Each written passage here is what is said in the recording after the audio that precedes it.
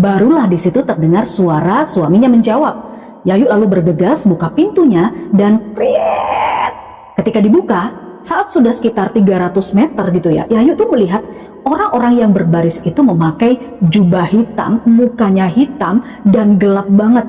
Mereka berjalan serempak seperti orang baris berbaris beneran. Jubah mereka melambai-lambai terkena tiupan angin dan suasana malam itu benar-benar mencekam.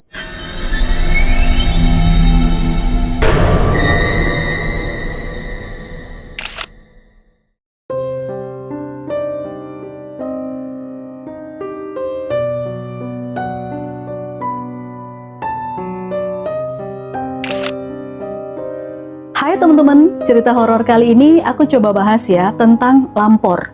Dimana cerita ini tuh udah familiar banget di era tahun 90-an. Cerita Lampor ini juga pernah viral lagi beberapa waktu lalu saat terjadi pandemi COVID-19. Sebenarnya banyak banget orang yang mengaku punya pengalaman ketemu Lampor saat masa kecil mereka. Ya, tapi memang lagi-lagi kita bicara mistis di sini ya, sulit banget untuk dibuktikan. Tapi ya nggak apa-apa lah. Berhubung aku punya temen namanya Ayu, ibunya ini punya pengalaman soal Lampor. Maka aku coba ceritakan di sini. Katanya saking traumanya, ibunya Ayu, sebut saja namanya Bu Yayu, itu jadi enggan kalau mau mudik ke kampung halamannya. Ya gara-gara keingetan kejadian Lampor itu. Coba aja bayangin, Bu Yayu ini katanya lihat langsung perwujudan Lampor yang meneror kampungnya hingga membuat banyak tetangganya meninggal dunia. Ih, ngeri juga ya. Disclaimer dulu, ini atas permintaan Ayu, semua nama tokoh, lokasi, dan tempat kejadian sudah aku samarkan. Jadi tanpa berlama-lama di intro, seperti apa sih pengalaman horor Lampor yang dialami oleh Bu Yayu? Kalian siapin cemilannya, enakin rebahannya, aku mulai ceritanya sekarang.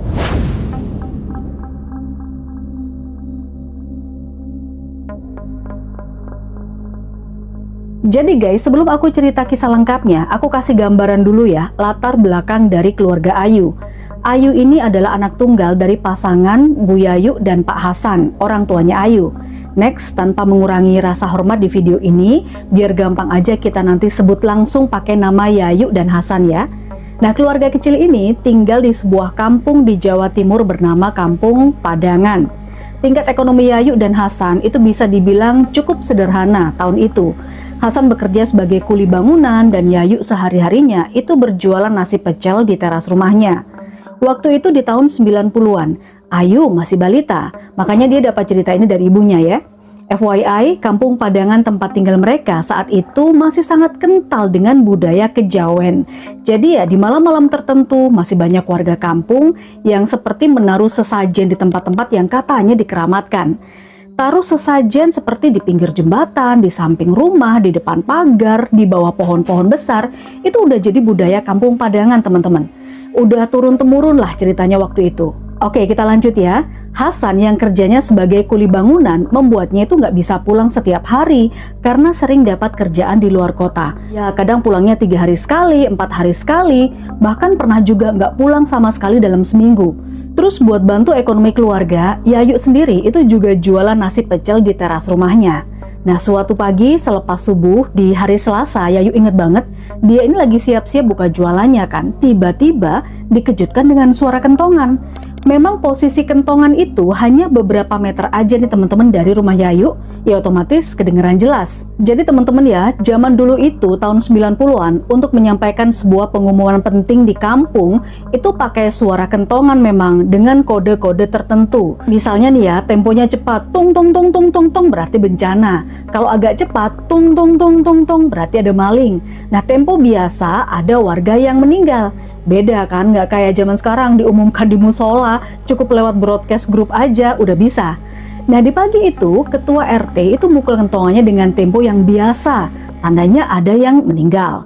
Nah Yayu di situ langsung nanya, Pak RT, siapa yang meninggal? Dijawab, Pak Sukirman, tadi sebelum subuh. Wah, Pak Sukirman, mendadak banget ya, padahal kemarin pagi itu beliau masih sehat loh, masih jalan-jalan dan sarapan nasi pecel di sini, kata Yayu. Tapi ya udahlah ya, mungkin memang sudah waktunya berpulang, umur manusia juga nggak ada yang tahu kan sampai seberapa. Tapi siapa yang menyangka kalau sejak pagi itu teman-teman, teror baru dimulai di Kampung Padangan. Setelah meninggalnya Pak Sukirman secara mendadak, sore harinya Pak Rete, keluarga Pak Sukirman, dan sesepuh kampung jalan keliling kampung sambil ya kayak menabur-nabur bunga gitu, dan sesekali seperti melempar sesuatu sampai terdengar seperti barang pecah, perang-perang. Nah, usut punya usut nih teman-teman, katanya ini itu adalah sebuah ritual yang harus dilakukan kalau ada orang yang menemui ajalnya secara mendadak di malam Selasa Kliwon. Nah, di situ Yayu baru ngeh nih kalau Pak Sukirman itu memang meninggalnya itu di malam Selasa Kliwon, ya kan?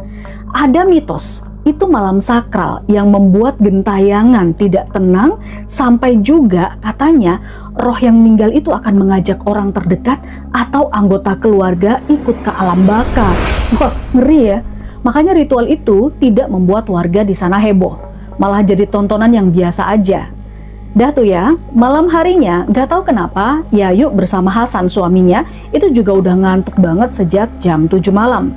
Akhirnya tidurlah mereka, dan esok paginya mereka dikejutkan dengan suara kentongan lagi yang dipukul dengan tempo sedang. Tandanya apa? Ya, ada yang meninggal lagi. Buru-burulah tuh Hasan cari info siapa yang meninggal. Ternyata Mbak Supiati, tetangga beberapa rumah dari rumahnya Yayu, gak jauh lah dari rumah mereka. 2 hari berturut-turut ya, apa iya mitos Selasa Kliwon itu betulan? Pikir Yayu. Singkat cerita, sejak kejadian itu teman-teman, katanya setiap minggu itu terhitung ada 2 orang yang meninggal dunia secara mendadak. Beredarlah secara luas kalau kampung Padangan diteror oleh lampor. Nah, ini diawali dengan Pak Sukirman tadi ya, yang meninggal mendadak, lalu disusul dengan Mbak Supiati, terus ada beberapa warga lain yang juga meninggal mendadak. Itu memang mereka dijemput lampor katanya, karena kondisinya gak wajar, mereka ini kebanyakan katanya masih sehat. Secara usia itu juga ada yang masih 20 tahunan loh. Ditemukannya pun juga posisinya hampir sama, yaitu di depan rumah mereka sendiri. Ya kalau nggak di teras, itu mereka terduduk di depan pintu atau di samping rumah. Jadi bukan di ruangan, di kamar, di kasur, atau di dalam rumah kayak gitu. Kan aneh ya? Hal inilah yang membuat kampung Padangan semakin mencekam. Setiap jam 5 sore nih teman-teman, deket-deket maghrib, itu sudah sepi banget. Kampung ini tuh kayak kampung mati, nggak ada orang yang berani keluar. Apalagi kalau udah maghrib ke atas ya, pintu-pintu udah pada ditutup. Teror di kampung ini sudah masuk sebulan, dan suatu hari Hasan itu minta izin ke Yayu mau kerja ke kota es. Katanya dia ada proyek di sana sekitar 5 harian lah. Yayu nggak bisa mencegah karena mereka juga butuh uang kan buat sehari-hari. Hasan awalnya tuh nggak tega, tapi akhirnya ya terpaksa pergi. Ya bener-bener pesan ke Yayu nih, harus hati-hati di rumah sama Ayu. Singkat cerita, tinggallah Yayu di rumah dengan Ayu kecil. Nah, sehari 2 hari masih aman-aman aja ya teman-teman ya. Yayu ini masih aktivitas seperti biasanya. Paginya jualan nasi pecel, tutup jam 2 siang, sambil merawat Ayu kecil. Nah, hingga pada suatu malam, waktu itu Kamis malam Jumat, Yayu mengalami kejadian yang sampai sekarang membuatnya trauma dan gak mau balik lagi ke kampung itu. Kejadian apa? Kita langsung masuk. Jadi teman-teman, hari itu Yayu bangun kesiangan. Harusnya itu setelah subuh dia kan udah buka lapak nasi pecelnya ya. Tapi baru jam 8 pagi dia mulai dagang. Nah, anehnya meskipun kesiangan, itu justru nggak membuat dagangannya sepi. Malah pembelinya itu sampai antri-antri loh beli sarapan. Rame banget, laris manis lah jualannya. Awalnya memang tetangga-tetangga langganannya yang biasa beli. Terus ada beberapa warga kampung dari sebelah yang beli juga. Bahkan katanya Yayu, ada beberapa warga atau banyak warga yang beli tapi dia nggak kenal. Orang mana aja tuh dia nggak tahu. Tiap ada yang lewat selalu mampir dan beli nasi pecel dagangannya. Hingga siang sekitar jam 1, dagangan Yayu habis, sold out, tidak bersisa. Di situ Yayu ngerasa capek banget teman-teman karena nggak ada yang bantuin ya. Alhamdulillah capek yang membawa berkah, kata Yayu. Hari ini habis dalam hati. Lalu Yayu istirahat sejenak, beberes alat-alat jualannya, nanti dulu aja deh katanya. Duduklah Yayu di balai-balai terasnya gitu, dan menikmati udara siang yang ada angin sepoi-sepoi. Itu ternyata nggak sadar membuat Yayu capek, ngantuk, dan tertidur. Terus entah berapa lama dia tertidur, tiba-tiba dia dikagetkan dengan suara tangisan Ayu kecil dari dalam rumah. "Ah, Ayu, kenapa?" Ternyata Ayu yang sedari siang mainan sendiri itu ngerasa lapar dan bosan kali ya. Yayu terbangun dari tidurnya dan dia melihat suasana yang tadinya siang tiba-tiba udah gelap aja teman-teman. Pas lihat jam, wah udah jam 6, udah selesai maghrib. Kok bisa dia ketiduran sejak sebelum asar sampai maghrib? Ya mungkin karena terlalu capek juga ya. Di situ Yayu buru-buru beberes alat-alat jualannya sambil gendong Ayu. Nah, suasana kampung udah sepi banget, gak ada warga yang lewat sama sekali. Saat Yayu beberes itulah tiba-tiba ada yang niup telinga kirinya. Gitu, Yayu kaget. Akhirnya karena takut ya, dia langsung masuk rumah dan gak dilanjut beberes. Dia tutup pintu lalu diselot, kunci selot dari dalam, selot atas dan selot bawah. Nah, model pintu rumahnya itu memang khas 90-an gitu teman-teman. Kuncinya zaman dulu itu masih kunci slot ya, terus ada kelambu tipis gitu yang ada di kanan kirinya. Lalu setelah menyuapi Ayu makan malam, Yayu lalu menidurkan Ayu di kamar. Lanjut, Yayu melakukan aktivitas lain lah, yaitu nonton TV di ruang tengah sambil dia makan. Seperti biasanya, entah karena kekenyangan atau apa, lagi-lagi Yayu ini ketiduran lagi tuh, tapi kali ini di depan TV ya. Sampai saat dia kaget banget kebangun, dia kayak mendengar ada yang ketok pintu depan rumahnya. Dia kaget bangun, matanya kriip-kriip sebentar, terus dia lihat jam. Di situ jam menunjukkan jam 12:30 dini hari. TV-nya masih nyala tuh. Terdengar lagi suara pintu depan yang diketuk. Yayu berpikir, duh, siapa yang datang jam segini? Ini jam 12:30 pagi loh. Tapi kan Mas Hasan juga waktunya pulang. FYI, Hasan suaminya ini kan memang sering pulang di atas jam 9 malam. Wah, jangan-jangan Mas Hasan, dia nggak bisa masuk soalnya kan tadi pintunya diselot dikunci dari dalam, pikir Yayu. Ya udah deh ya, akhirnya dia berjalan menuju pintu depan perlahan. Beberapa meter sebelum sampai ke pintu, Yayu menghentikan langkahnya teman-teman untuk memastikan yang datang itu benar-benar suaminya Hasan atau orang lain. Mas Hasan, sampean ta Mas? Kata Yayu. Awalnya lama nggak ada jawaban. Yayu ulang lagi, Mas Hasan. Barulah di situ terdengar suara suaminya menjawab. Yayu lalu bergegas buka pintunya dan ketika dibuka, nggak ada orang sama sekali. Hanya hembusan angin dingin yang terasa menusuk tulang. Anehnya di situ juga Yayu nggak mendengar suara apapun teman-teman. Suara jangkrik atau binatang malam nggak ada sama sekali. Silent, sepi, hening. Yayu yang penasaran masih berusaha manggil suaminya lagi. Mas Hasan, Mas di mana? Tiba-tiba di situ Yayu merinding sebadan-badan. Dia baru ingat teman-teman kalau malam itu adalah malam Jumat Kliwon. Sambil berjalan mundur pelan-pelan, dia berusaha meraih pintu dengan tangannya seperti ini, tapi dia mendengar suara-suara gaduh dari arah kejauhan. Suaranya itu nggak jelas awalnya. Yayu di situ masih berdiri ya di depan pintu ya, sambil tangannya itu bersiap mau nutup pintu. Nah, makin lama suara gaduh itu makin dekat, dan Yayu bisa mendengar jelas. Itu seperti suara derapan kuda atau seperti suara orang baris berbaris gitu teman-teman ya. Gak tahu kenapa, Yayu masih penasaran aja nih. Badannya juga tiba-tiba tuh kayak berat banget buat gerak mundur.